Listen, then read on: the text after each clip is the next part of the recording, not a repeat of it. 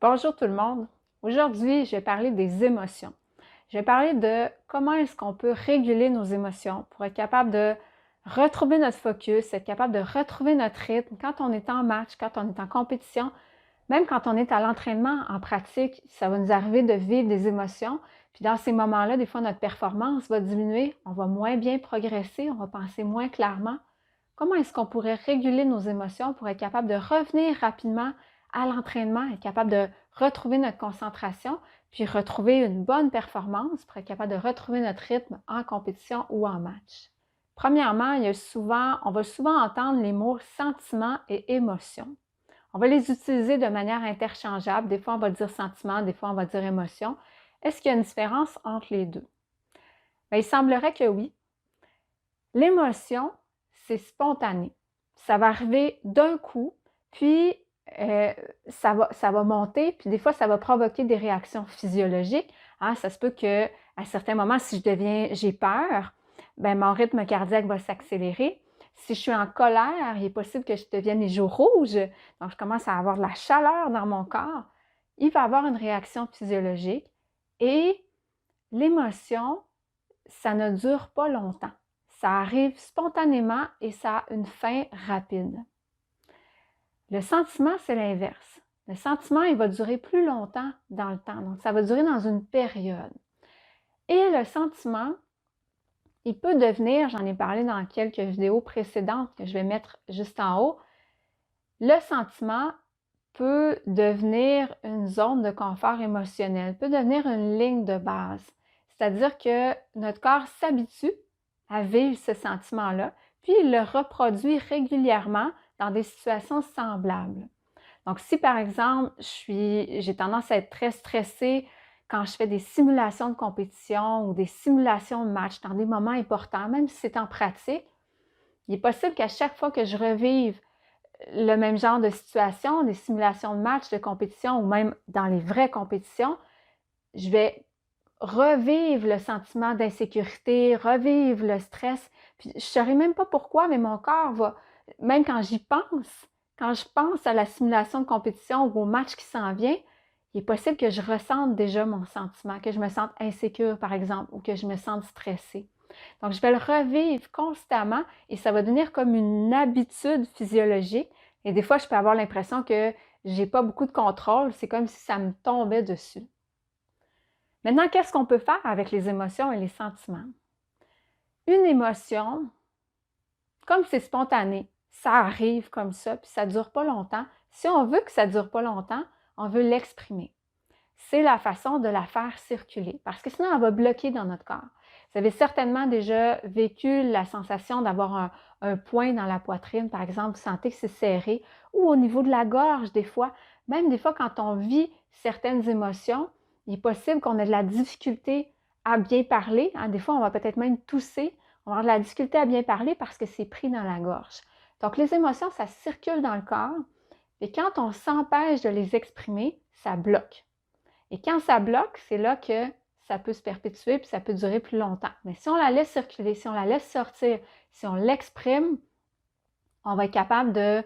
En fait, elle va diminuer rapidement puis on va être capable de passer à autre chose. Comment est-ce qu'on fait pour exprimer notre émotion? Si on regarde du côté des animaux, semblerait-il que les animaux ne développent pas de trauma parce qu'ils sont capables physiologiquement de libérer leurs émotions très, très rapidement. Et qu'est-ce qu'ils font? Ils se secouent. Donc, quand ils vivent des moments très, très stressants, ils vont secouer. Donc, ils vont tomber des fois dans le mode freeze, dans le mode inhibition, quand c'est vraiment, vraiment stressant. Et ensuite, quand ils en sortent, ils vont secouer. L'émotion va sortir, va passer, puis ils vont être capables de revenir dans le moment présent, puis continuer ce qu'ils étaient en train de faire juste avant que ça se produise. Donc là, les animaux ont cette habileté-là. Et nous, on pourrait l'avoir aussi, cette habileté-là de laisser circuler l'émotion, de l'exprimer. Mais ce qui est arrivé, c'est qu'avec le temps, on a développé des règles. Donc, il y a des choses, selon la société, qui se font ou qui ne se font pas. Donc, par exemple, si moi, mon émotion de colère, j'ai besoin de crier très fort, et ça va me permettre de l'exprimer, puis de le faire sortir, puis après ça, je me sens plus calme, puis tout va bien, bien, il arrive qu'on se dise que c'est peut-être pas tout à fait correct de faire ça devant les autres, de crier pour être capable de laisser passer notre émotion. Donc, on a développé certaines règles, certaines attitudes, puis on a développé des opinions à propos de qu'est-ce qui se fait puis qu'est-ce qui ne se fait pas. Donc, ce qu'on veut faire, c'est déterminer des façons dont on voudrait exprimer notre émotion pour se sentir mieux. Et là, des fois, il faut réfléchir un petit peu parce qu'il y a peut-être certaines choses en match, en compétition, qu'on n'est pas à l'aise de faire. Par exemple, il y a des athlètes, des fois, qui vont me dire, ben moi, quand je suis en colère, je vais aller marcher un peu plus loin, je vais m'éloigner de mon équipe, puis je vais marcher un peu tout seul, puis quand je vais revenir, je me sens mieux. Donc, j'ai besoin d'espace, j'ai besoin d'être seule pour être capable de faire sortir mon émotion, puis après ça, ça va mieux. Mais des fois, on n'ose pas le faire parce qu'on se dit, ben, quitter mon équipe, aller un peu plus loin, c'est quelque chose qui ne se fait pas, je dois toujours rester avec mon équipe. Mais si c'est de ça qu'on a besoin, on peut se donner la permission. Il faut en parler, bien évidemment, avec notre entraîneur, peut-être expliquer ce dont on a besoin, mais c'est possible de se donner la permission de faire ce qu'on a à faire pour être capable de laisser sortir notre émotion, puis la laisser passer rapidement pour être capable de revenir dans le match, revenir dans la compétition, revenir dans le moment présent. Et si je vais un peu plus loin, ce que j'ai appris dans différentes formations et que j'ai expérimenté moi-même, bien sûr, parce que je donne ici dans les vidéos, je ne donne jamais des choses que je n'ai pas expérimentées. Donc, ce que j'ai appris, c'est que quand on pleure, on guérit. On fait sortir l'émotion. Pleurer, c'est un indicatif que l'émotion circule.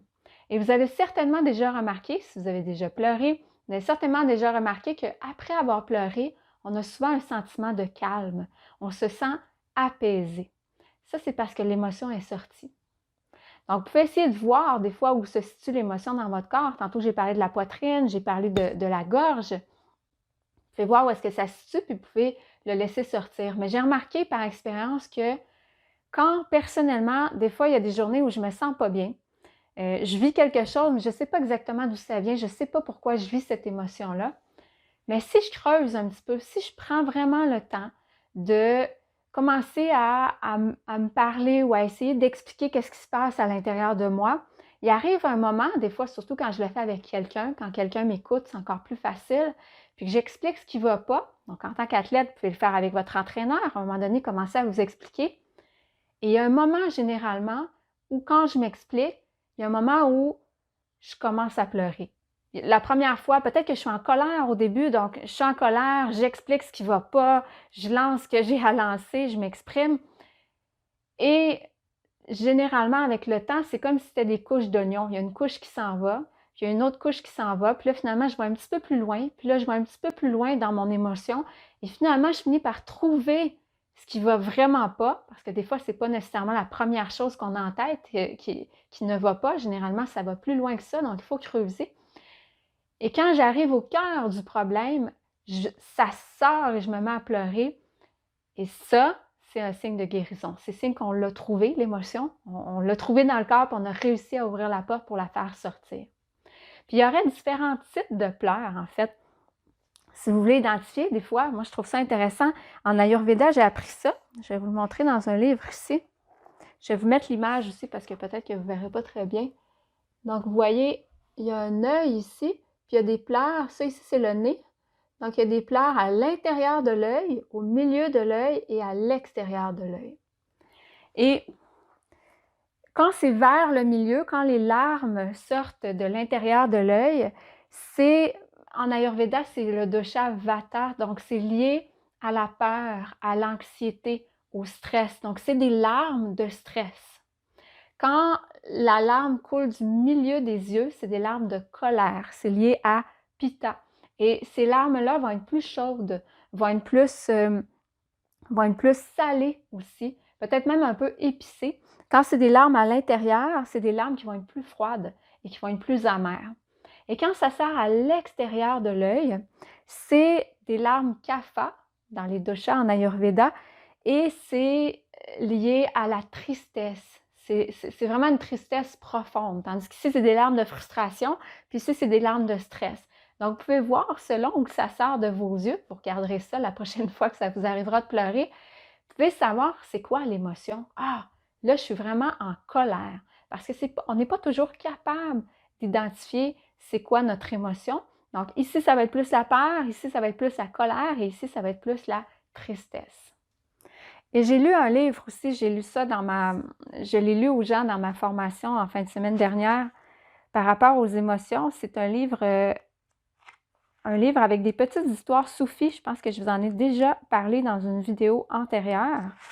Et une des histoires, c'est un livre de Paulo Coelho, Maktub.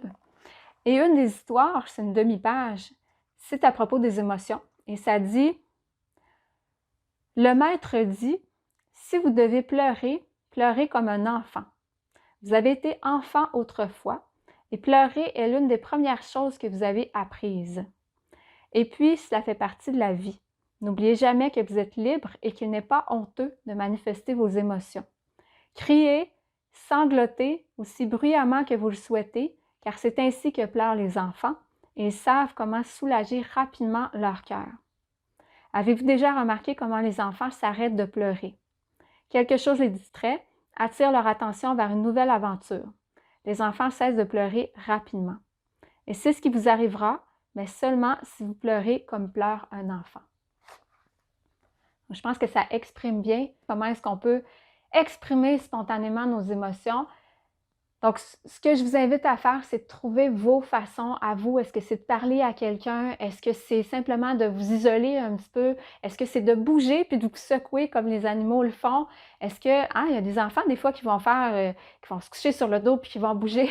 C'est une façon d'évacuer les émotions. Choisissez celle qui est confortable pour vous, que vous sentez peut-être un peu plus à l'aise de faire, mais trouvez des moyens d'exprimer vos émotions sur le moment. Il y aurait 6 émotions de base. Si je me souviens bien, la peur, la colère, la tristesse, le dégoût, la joie et, j'ai oublié, et la surprise. Ça serait les 6 émotions de base. Maintenant, pour les sentiments, qu'est-ce que je peux faire pour transformer mes sentiments? Si je vis par exemple un sentiment d'insécurité, un sentiment de stress, de la mélancolie, comment est-ce que je peux gérer ça quand ça revient régulièrement à l'entraînement? Puis j'ai l'impression que je ne sais pas trop d'où ça vient, ça me tombe dessus, puis je le vis comme ça à chaque fois que je revis des situations semblables. Mais une première chose qu'on peut faire, dont j'ai parlé dans une vidéo antérieure, quand j'ai parlé de HeartMath puis de la technologie Inner Balance, l'application Inner Balance, c'est de travailler notre cohérence cardiaque. Donc, on peut travailler avec un biofeedback comme la technologie que je vous avais présentée. Je vais mettre le lien dans la description en bas, puis je vais mettre un lien aussi vers la vidéo pour que vous puissiez regarder. On peut travailler notre cohérence cardiaque en voyant, avec le biofeedback, on peut voir vraiment si on est dans la zone rouge, la bleue ou la verte, donc à quel niveau est notre cohérence cardiaque. Et quand on travaille la cohérence cardiaque, dans un monde idéal, on veut aussi provoquer des émotions, générer des émotions positives. Donc, si moi, au lieu de vivre de l'insécurité, je veux vivre du calme ou je veux vivre de la confiance, bien, je veux m'entraîner progressivement à générer du calme et de la confiance dans des situations où est-ce que je me sens déjà relax ou dans des situations qui ne sont pas stressantes. Je veux apprendre à être capable de stimuler l'émotion à volonté pour être capable après ça, pour que mon corps soit capable de la reconnaître et de la régénérer, de la recréer le plus souvent possible et dans des situations de plus en plus stressantes ou inconfortables. Autre possibilité aussi, on peut utiliser une technique qui s'appelle Radical Forgiveness, ou je crois que c'est pardon radical en français. Et en gros, je ne me souviens pas exactement de toutes les étapes, je vais mettre un lien dans la description pour que vous puissiez aller voir. Mais en gros, ce qu'on veut faire, c'est être capable de raconter l'histoire. On peut le faire par écrit, on peut en parler.